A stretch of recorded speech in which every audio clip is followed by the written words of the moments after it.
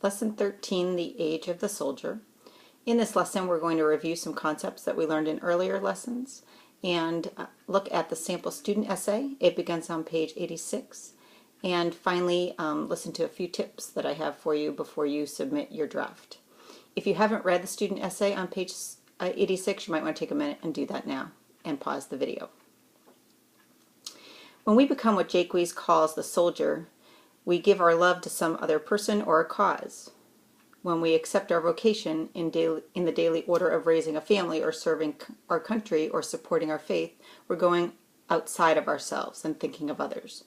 The clear-minded or prudent individual will keep in mind that the age of the soldier involves an especially long period of time, and therefore he or she will choose commitments wisely. During the next age, the age of the judge, he will be looking back on the choices that the soldier has made and hopefully find that our battles were well chosen and well fought. The normal preparation for such a life is, as I've said, the practice of virtues. In writing, we deal with the daily struggles of our lives, and applying the natural virtues of prudence, temperance, fortitude, and justice to our composition will improve our writing just as it improves our lives. So let's do a quick review. Prudence, write this down, prudence is wisdom. It demands that you examine carefully your subject so that you can propose a proper course of action. Fortitude is courage. It reminds you to argue confidently for your plan. Writing loses its force when it's overly punctuated with phrases like I think, or in my opinion, or it seems. Temperance is moderation. It guards against fanaticism.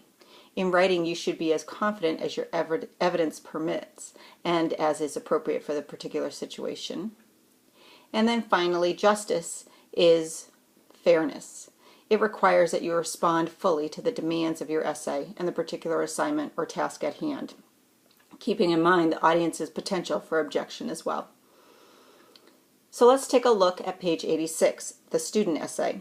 The draft, which is actually a free writing, starts on page 86, sorry. What the student thinks is the final copy actually starts on page 90. You'll quickly realize, though, that the writer should have taken a little more time on her final copy. There are multiple issues. I like the comments in the columns, which draw attention to some common problems with the student's writing. The use of you, the lack of variety in sentence structure. Take a look for those two issues. The essay is acceptable in terms of grammar. However, the sentences that the writer created are lackluster. There are vague phrases, there's needless repetition of sentence patterns, not for effect like an aphora, but needless repetition. There are cliches and ineffective hyperbole, which weaken the force of the proposal.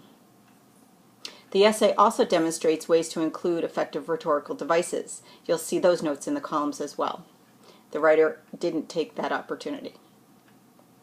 If you're wondering, the essay follows the classical pattern, even though it's only 4 paragraphs long. Unfortunately, that means that the writer missed some things. The 5th and 6th parts of the classical persuasive pattern, the proof and the refutation, are not presented. The proposal, then, is never clearly defended. It also lacks balance. The narrative part of the essay is nearly a full page long. While it's tempting to want to complain and to allow the complaint to take over, then remember that this essay is a proposal and you want to spend significant time suggesting change rather than just whining. The proposal and its defense are only one short paragraph, a half a page. The essay lacks balance. Finally, you might see that the student relies too much on emotion to prove her case. After examining the student essay, it becomes clear how difficult it is to be persuasive.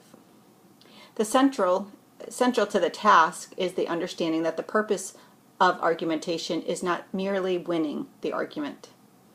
In the active life, winning arguments and getting our way, while it sometimes feels good, often becomes our main business. But we may easily become more concerned with ourselves if we do that than with the real problems that need to be solved. Remember, for this unit on the age of the soldier, the age of young adulthood, you're to write a persuasive essay proposing some change that you would improve, that you would that would improve some aspect of your community. I am not redoing this, so sorry guys, you're going to have to listen to this straight through. The community is a narrow one, defined as your city or your neighborhood, your place of work, or your school, JCCC. Now, if none of those communities are appealing to you, and I know some of you have been writing to me and saying that you're having difficulties, you might choose a community that you used to become a part of. Clayton, for example, is going to write about his former high school and some changes there. That's perfectly acceptable. Your proposal must be a serious one, though, and it has to be something that's achievable.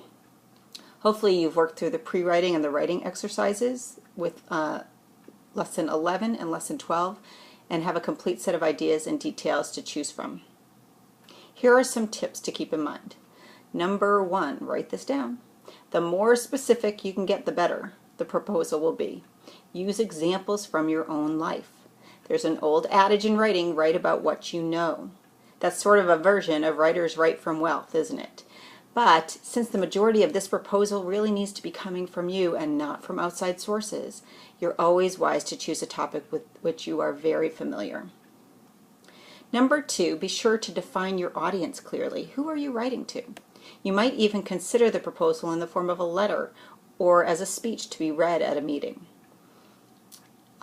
Let's see, I think Brian is proposing a change to some funding for a lake. And so he would probably get in front of the board that's in charge of those decisions and present his proposal. That might be in speech form. Number 3, make sure you include appeals. I would imagine that emotional appeal would be a great method for introducing the topic. You wouldn't want the entire essay to be emotional, however, as you can see with that student essay. The personal experiences that you have make for strong ethical appeal.